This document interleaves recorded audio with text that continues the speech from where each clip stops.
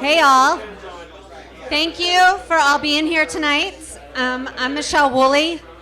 I am one of the co-founders and co-leaders of the Coalition to Repeal Right to Work. Yeah?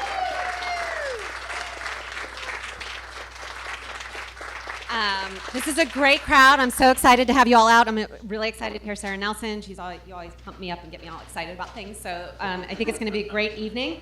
I just wanted to kind of go through, a lot of you I think have been kind of following us on Facebook. I saw some of you down at Lobby Day yesterday and had been at our launch. But just to give you an update on the organizations that we have in our group. So I'm about to read a list of over 40, so just bear with me. I do talk fast in case you didn't notice. So we have 350 Alexandria, 350 Loudoun, the Alexandria Democratic Committee, Arlington Action Group, Arlington Branch NAACP, Arlington County Dems, Arlington Young Dems, Karen Action Votes, CASA in Action, Criminal Injustice Reform Network, Democracy Initiative, Democratic Socialists of America, the Richmond chapter, Equality Loudoun, Fairfax County NAACP, Fairfax Young Dems, First Alliance LLC, Food and Water Action, For Our Future Virginia, Grassroots Alexandria, the Greater Prince William Climate Action Network, Green New Deal Virginia, okay, I'm halfway through, Indivisible Charlottesville, La Colectiva, Loudoun County Dems, Loudoun Progressives, Madison County Democratic Committee, Metropolitan Washington Employment Lawyers Association, Network Nova, Our Revolution Arlington, Our Revolution in the Blue Ridge, Our Revolution Northern Virginia, People Demanding Action, Sierra Club Virginia Chapter, Sunrise Movement Virginia, Together We Will Enrico, United Parents Against Lead and Other Environmental Hazards, Virginia Earthrise Indivisible, Virginia Justice Democrats, Virginia Poor People's Campaign, Virginia Young Dems, and the Waynesboro Democratic Committee. And I have a feeling if we had more, we did this just starting before the holidays, in another month or 2 months, we could have pages and pages of organizations that would be signing on to this. So, and joining with the 300 locals of the Virginia AFL-CIO. And I mean, just to make the point, I think all of the folks in this room all know why we're supporting this and we want to restore workers' rights here in Virginia. But I mean, I think the thing that our coalition speaks to is that this isn't just an issue solely for people who are union members, that this is an issue for anybody who kind of finds ourselves in the 99%, whoever cares about you, if you're caring about immigration issues, if you care about environmental issues, if it's LGBTQ, if it's people of color, if it's any host of things, and if it's young people, that we need to, the value of solidarity and being able to organize in the workplace. So with that, I'm going to hand it over to Jeannie Diamond, the president of the AFL-CIO, or Nova Labor.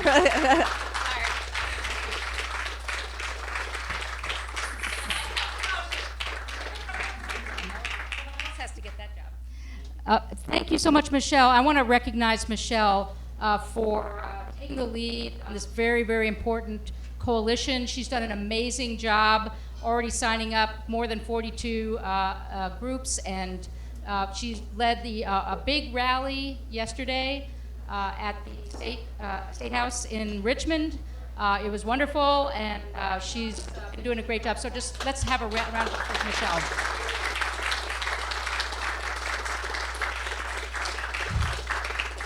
So this is really exciting. We have just been down in Richmond lobbying for HB 153, and I think one of the most important things that we recognize is that the repeal of right to work is the fundamental issue that's going to enable Virginia to be a state where workers are empowered, where workers have a voice, and where they're finally able to obtain the wages and the benefits that they have been missing out on for decades. So it's absolutely fundamental and critical. And I will also say this, it is not going to be easy.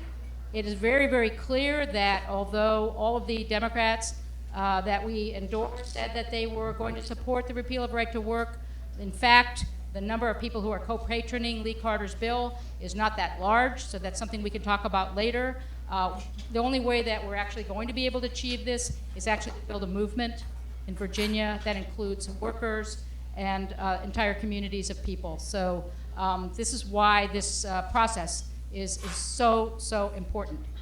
So I am thrilled to be able to introduce someone who is actually, in my opinion, the best labor leader that I have ever seen in my lifetime.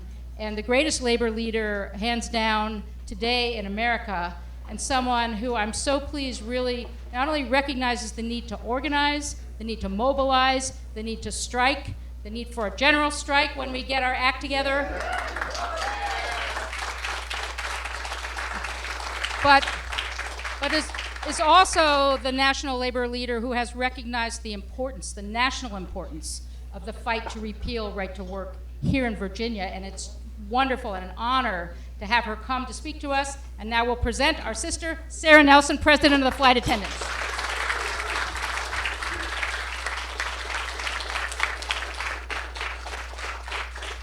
I don't know, a little tough to live up to that introduction, Jenny. That's really nice. But, you know, as I'm reading the list and hearing the list of everyone who's in this room, it's really exciting to me, because this is not the start of a campaign right here to repeal right to work.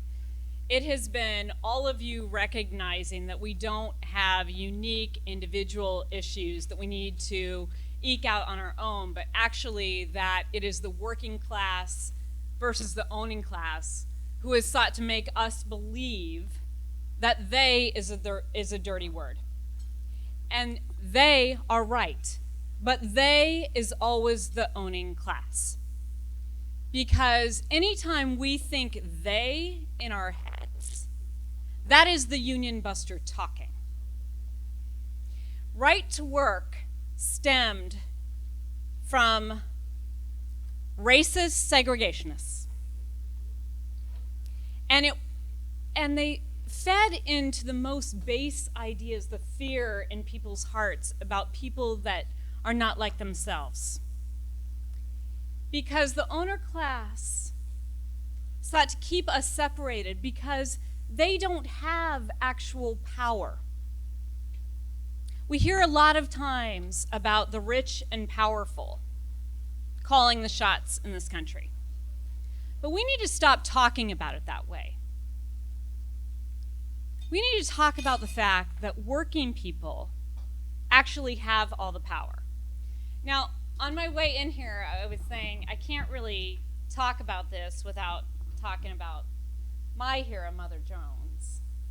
And I was thinking, you know, on the flight the other day, the movie was playing with J-Lo there. I was thinking about all the people who worship at the feet of J-Lo, and understandable, you know.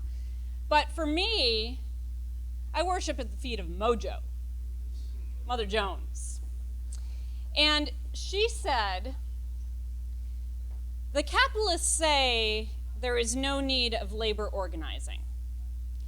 But the fact that they themselves are continually organizing shows their real beliefs. The capitalists want the most labor for the least money. The laborers want the most money for the least labor. Workers produce wealth and build the world's palaces, but they neither use the wealth nor dwell in the palaces. If you would only realize that you hold the solution of the whole problem in your own hands, you could settle the whole question easily. If, for instance, instead of striking in small groups, every industry in America were to hold up, the capitalists would be obliged to yield to any and all demands, for the world could simply not go on.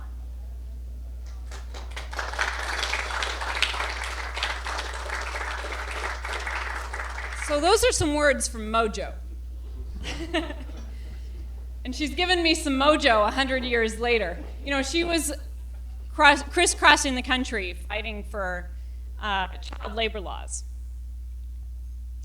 And she won by bringing people together.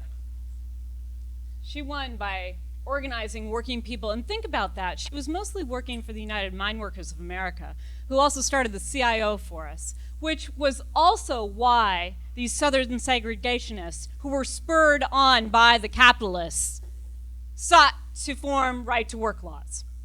Because the CIO was actually giving working people the true promise of what this Constitution provided for us. Right?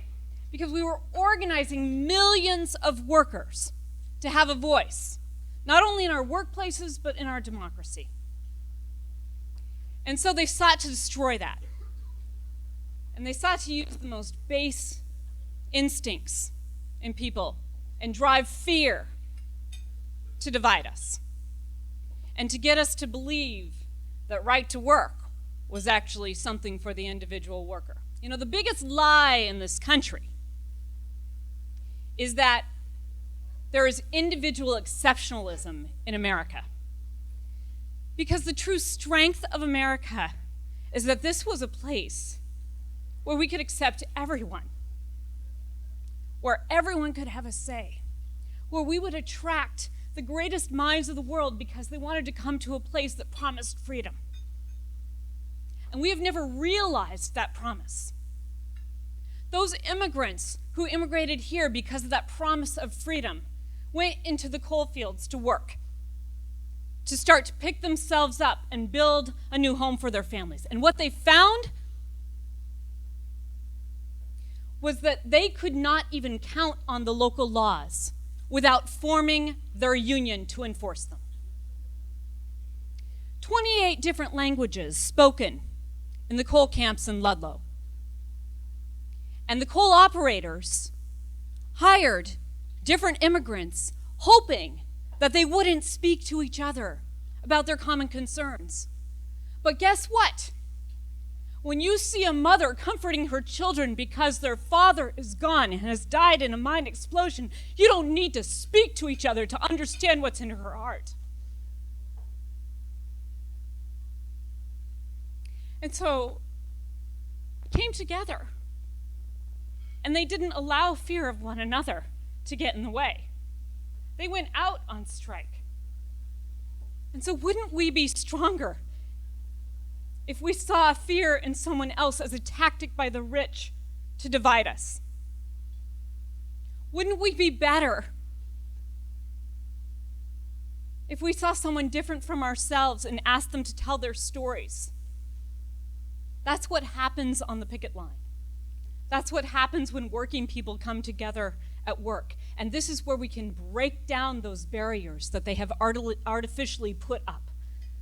I am so excited to see environmentalists in the room who understand that the real power is going to be when we can have the understanding that where we have our commonality at work is where we need to talk about these problems and identify them together and work together to solve them in a way that works for working people.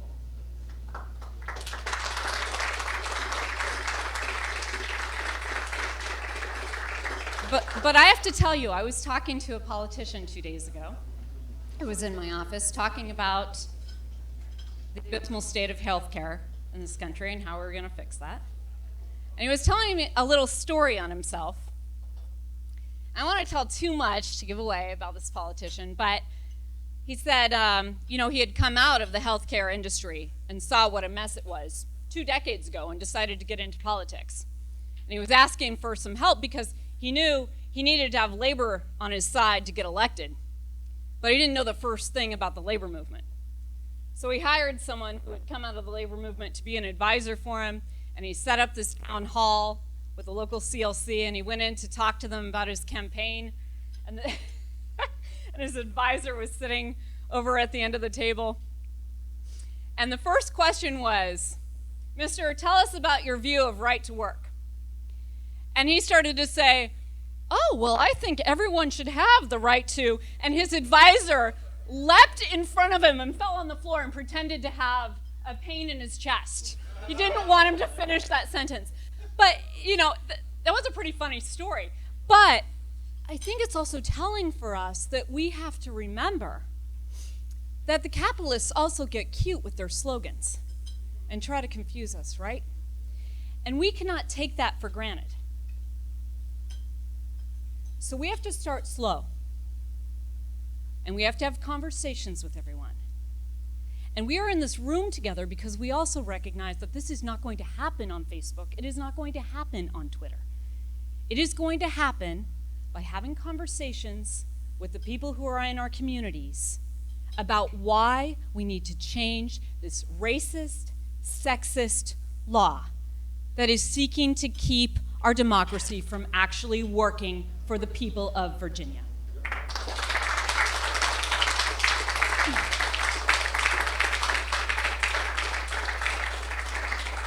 Now, I just want to share one other thing.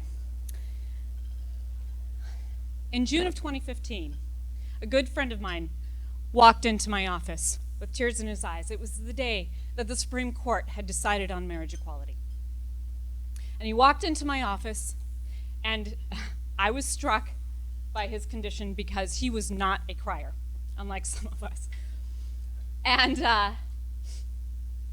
I knew about the decision already, but at the time, we were fighting a furlough of several thousand flight attendants. Our black youth were being gunned down in the street, and we were fighting a Democratic president on a trade deal that was going to destroy our rights.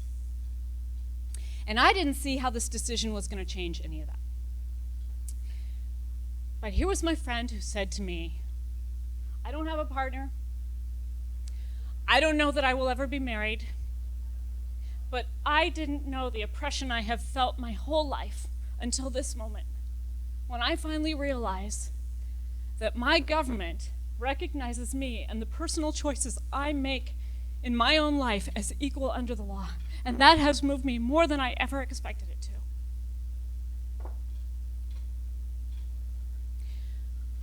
We cannot ever think of someone else's oppression as their problem.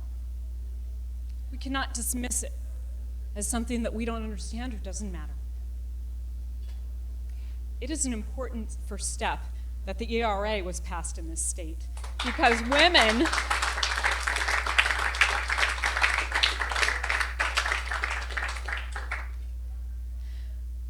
are not just equal partners in how we're going to move forward in this country, but women are also the leaders who are going to lead without ego and be creative, because we've had to do it since the dawn of time. So it's important. It's important that we recognize this. It's important that we lift each other up, because we're going to be stronger together. But I also recognized, and what came back to me in that moment when my friend was speaking to me on that June day, was that it came flooding back to me what we had done as a union. You know, before anyone thought that LGBTQ workers could have any rights at all or be recognized with equal standing for their own personal choices, we negotiated that in our contracts 2 decades earlier. And we testified about that in the first San Francisco City hearings that led to domestic partner benefits for an ordinance in San Francisco that was set the course to marriage equality. Change comes when working people come together and own our power in our workplace and demand it of the owners. That is who has to feel the risk of us coming together, and they have to weigh that. And history has shown that when they think the risk is too great, they decide to settle. But we have to do that together. And we are going to do that together. And we are going to show this country, starting right here in Virginia, with all of the work that you have been doing all this time to build a political movement, a labor movement, a movement of solidarity that is the true soul of who America is, that Virginia can reverse the worst of our history in America and actually make good on the promise of America. So thank you so much. Thank you to all of you who are here, and let's get this done.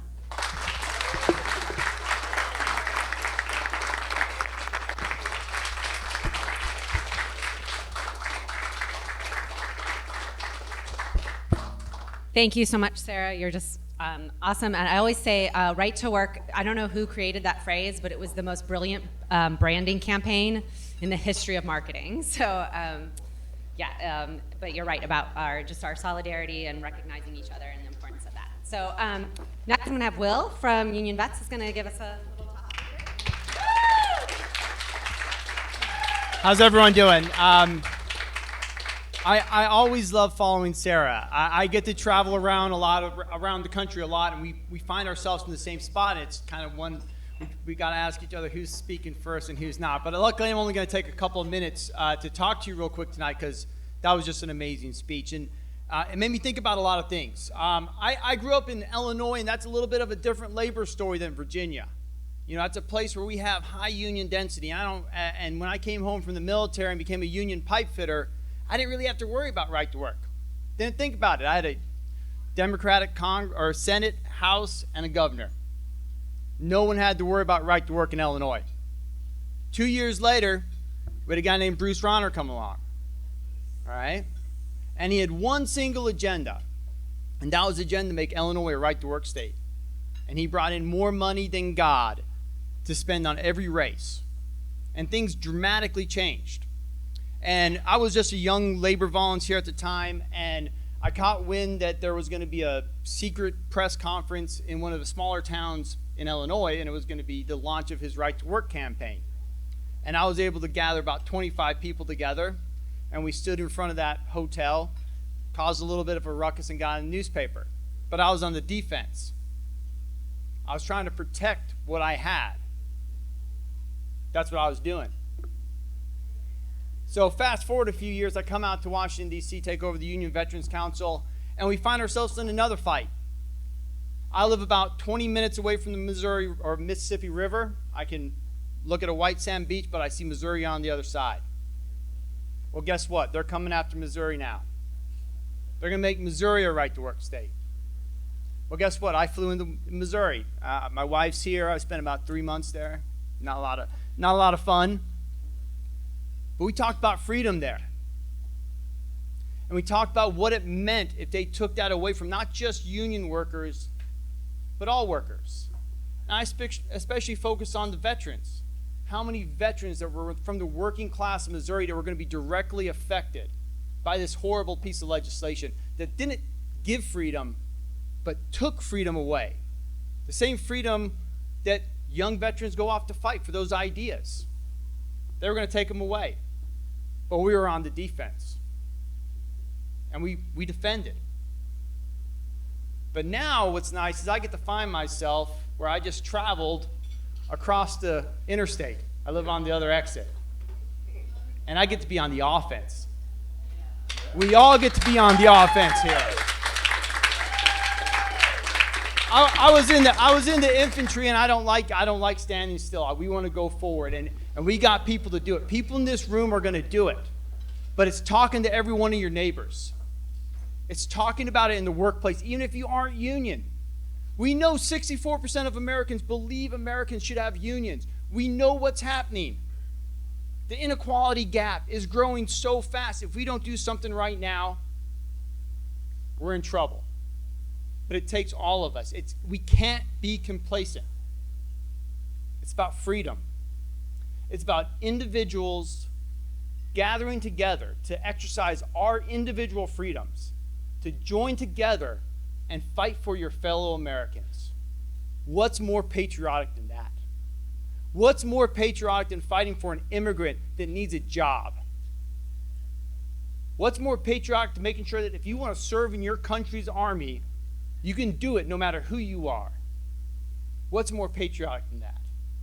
And it starts with having a job and having dignity and having freedom. Having a freedom to have a say in your own economic future. So it starts here. We're on the offense. You quoted Mother Jones. I'm going to quote somebody different. Somebody once says, I'm not going to say his name, I don't really like him. But he made a really good quote. And you know, when I left Southern Illinois, a very small town, I was very patriotic. I came from a very patriotic place. And I went to fight for an idea that I thought America was.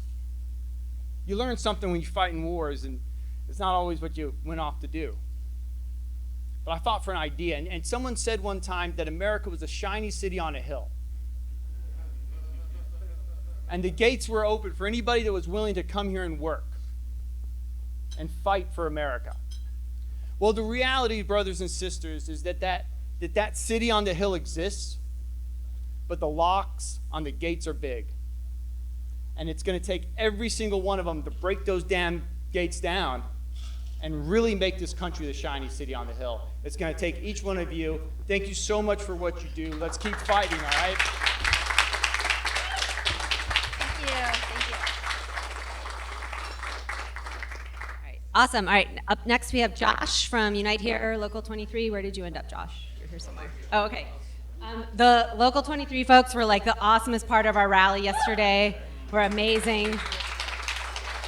I was in lobby visits with them. The members had Kathleen Murphy's, Delegate Murphy's staff person was in tears, like listening to their stories. So thank you for coming up to speak.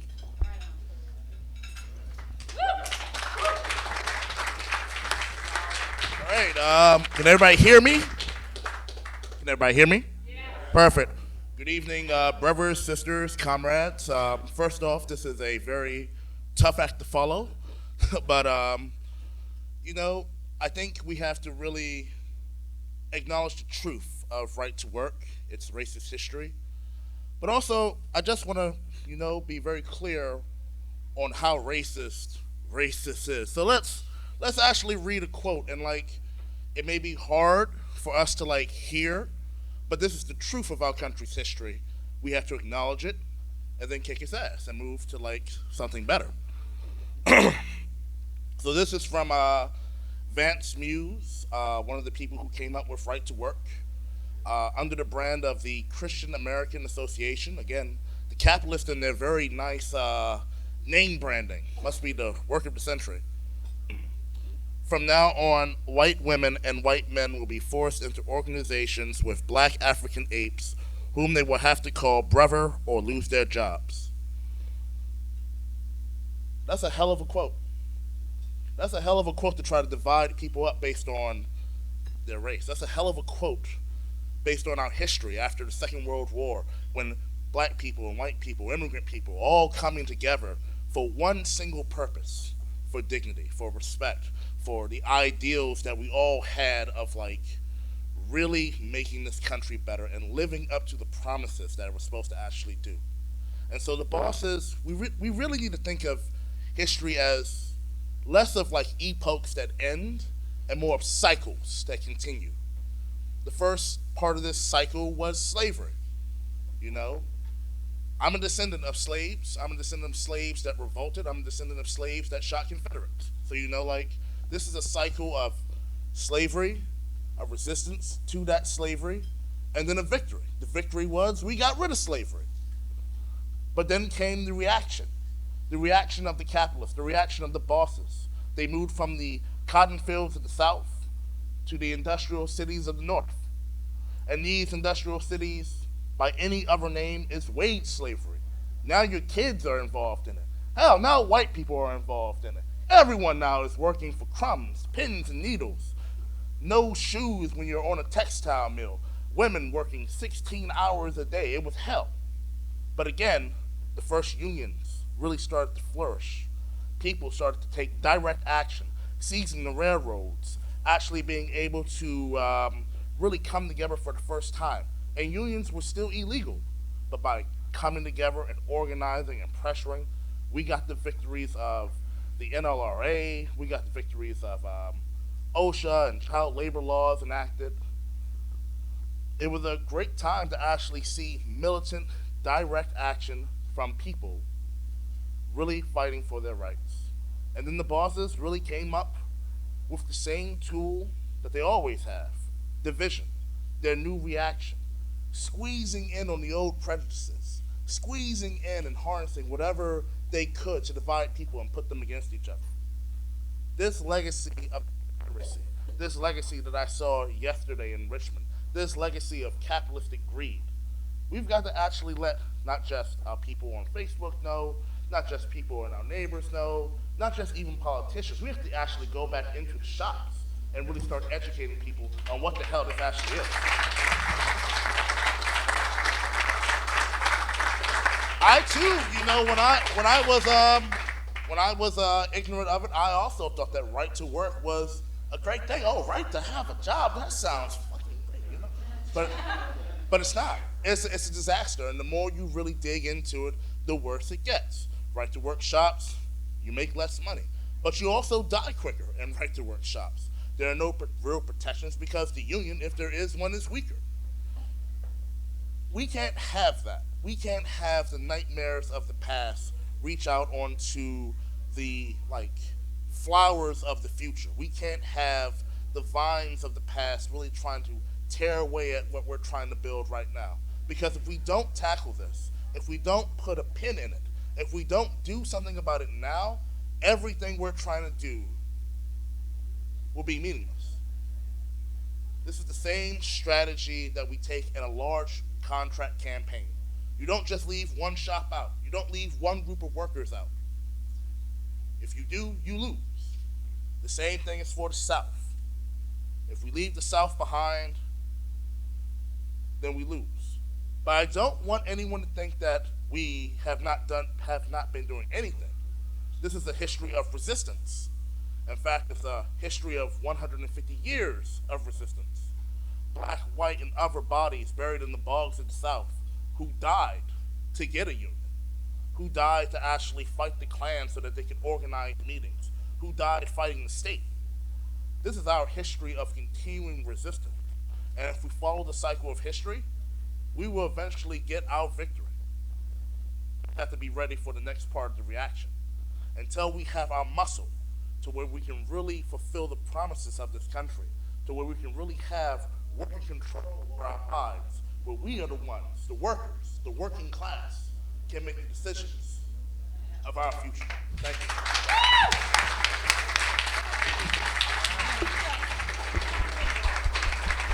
Do you mind if I get a picture real quick?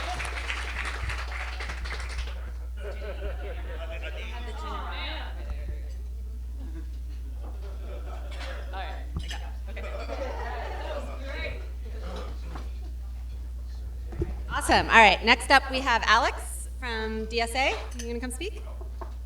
Are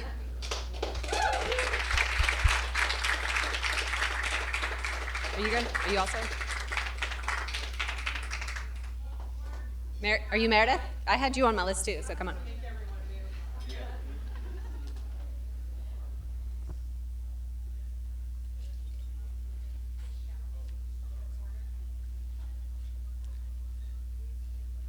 So, sorry, I didn't know when we were supposed to be speaking and all that. So, I'll just speak very slowly as Meredith comes up. But I'm Alex. I'm a member of the Metro DC DSA chapter. DSA is the Democratic Socialists of America. I'm also in the Northern Virginia branch. And you're a member of? The Labor Working Group. Yes, and you're a member of a union? I'm also a member of a union. I work in DC. I'm a member of AFA-CWA Local 252.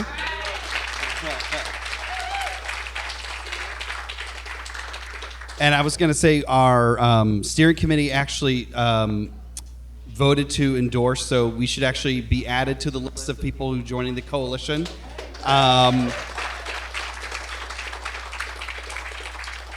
And so clearly I'm not as good of a speaker as everyone else has been up here before, but I just want to say, so we are here, we want to be a part of the coalition, but we also want to say we are going to start working with all of our other chapters across the entirety of the Commonwealth.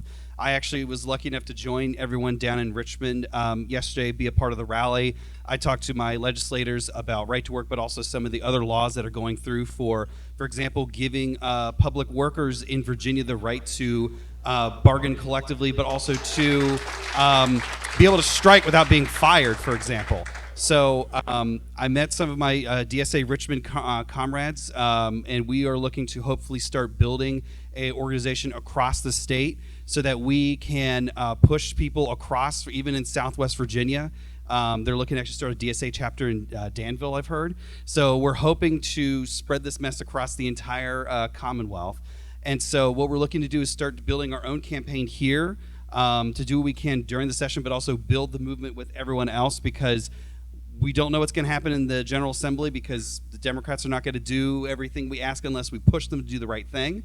And so we're looking to build that movement for now, but also going into the future. It was good. Super. Okay. That's great. My name's Meredith, and I'm a staff member with the Sheet Metal Air Rail Transportation Union.